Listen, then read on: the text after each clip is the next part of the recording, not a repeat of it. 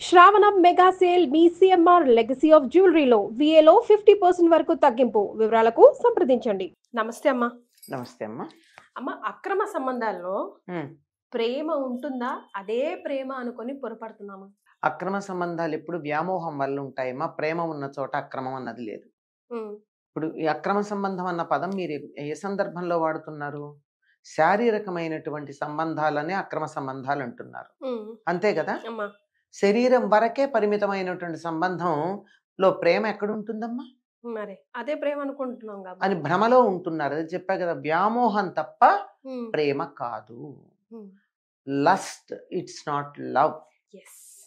This could be like better definition. Lust అంతే.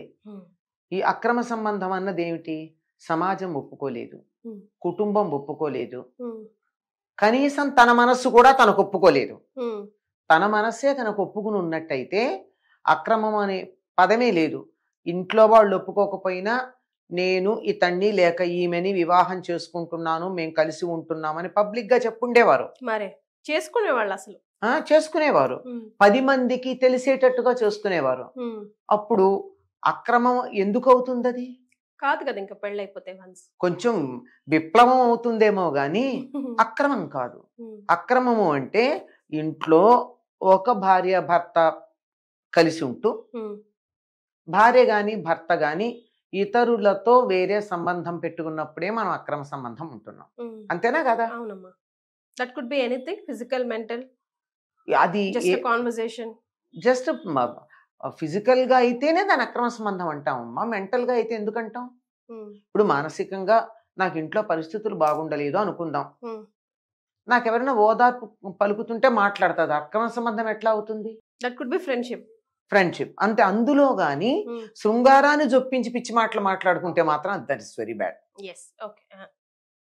ఇప్పుడు ఇలా మాట్లాడుకునే వాళ్ళు కూడా రకరకాలుగా పైకేమో ఫ్రెండ్లీగా అనిపించినా వాళ్ళ మాటల్లో ఎక్కడా కూడా ఫిజికల్లీ వాళ్ళు కలవకపోవచ్చు. అసలు ఒకళ్ళ మొహాలు ఒకళ్ళు చూసుకుంటారు లేదో కూడా తెలియదు, మొహాలు కూడా తెలియకపోవచ్చు, కానీ మాటలు మాత్రం పరమ భయంకరంగానే మాట్లాడుకుంటూ ఉంటారు. That's not at all correct. మనసు కూడా ఎవరికి పడితే వాళ్ళకి అలా పంచి పెడతామమ్మా. అదెంత దాన్ని చాలా జాగ్రత్త. నా నా నా మనసు కానీ దాని నుండి వచ్చేటట్టు నా భావాలు కానీ, అదే ప్రేమ మొదలైనటువంటి సున్నితమైన భావాలు కానీ నా కుటుంబ సభ్యులకు కావాలి. నా భర్తకి, నా పిల్లలకి, లేక నా భార్యకి, నా పిల్లలకి, నా తల్లికి, నా తండ్రికి వాళ్ళకి పంచాలి. కానీ ముక్కు మొహం తెలియని వాళ్ళందరికీ అలా పారేస్తామా?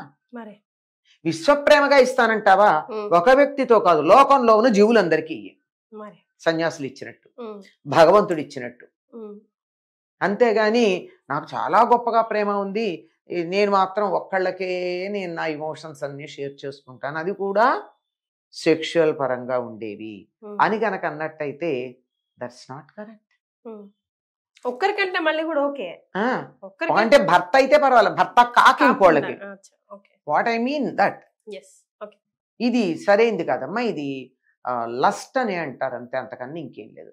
ఇంకా చాలా సైకాలజీలోకి వెళ్ళినా లేకపోతే ఇంకా వేరే విషయాల్లో చెప్పినా వీటికి రకరకాల షేడ్స్ను బట్టి రకరకాల పేర్లు ఉన్నాయి. అవన్నీ కూడా అనవసరం. అక్రమ సంబంధం అన్న చోట ప్రేమ లేదు, that's all. One way traffic లో కూడా ప్రేమ లేదు. ఇద్దరికీ పరస్పరం కలిగితేనే ప్రేమ. ఒకవైపే గనక ఉన్నట్టయితే ఏమైందమ్మా? ద్రౌపదిని చూసి కీచకుడిలాగా, సైంధవుడిలాగా, సీతను చూసినటువంటి రావణుడిలాగా అంతే అవుతుంది. సీతే కాదు, రంభని చూసి కూడా రావణుడు అలా వ్యామోహపడితే ఆవిడ కాదంటే బలవంతం చేయబోతే శపించడం జరిగింది. కనుక అది లస్ట్ అంటారా, ప్రేమ అంటారా? 100% lust. Lust should not be encouraged. అక్రమ సంబంధంలో ఉండేది లస్ట్ మాత్రమే, ప్రేమ కాదు. అసలు ఒక రిలేషన్షిప్ లో ఉన్నాక భార్య గాని భర్త కానీ అలా పక్క చూపులు ఎందుకు చూడాలి? నువ్వే అలా చూస్తుంటే రేపు పొద్దున నీ పిల్లలకి నువ్వేం చెప్తావు? ముందు నీ భార్య ఎలా చూస్తే ముందర ఆలోచించండి. ఆలోచించండి. ఇప్పుడు ఒక వ్యక్తి ఉన్నాడు, అతను భార్య కాక మరొక అమ్మాయి పట్ల ఆకర్షితుడయ్యాడు అనుకో, ఆ అమ్మాయి కూడా నేను కూడా అలాగే ఉంటాను అంటే ఏమవుతుంది? ఏం లేదు, ఏమవదు. ప్రస్తుతం ఉన్నటువంటి మన టీవీ సీరియల్స్ లాగా ఉంటుంది. ప్రోత్సహిస్తున్న అబ్బే ఎవరికి భర్తో ఎవరెవరికి భార్యో 2 ఎపిసోడ్లు మారాక తెలియట్లేదు.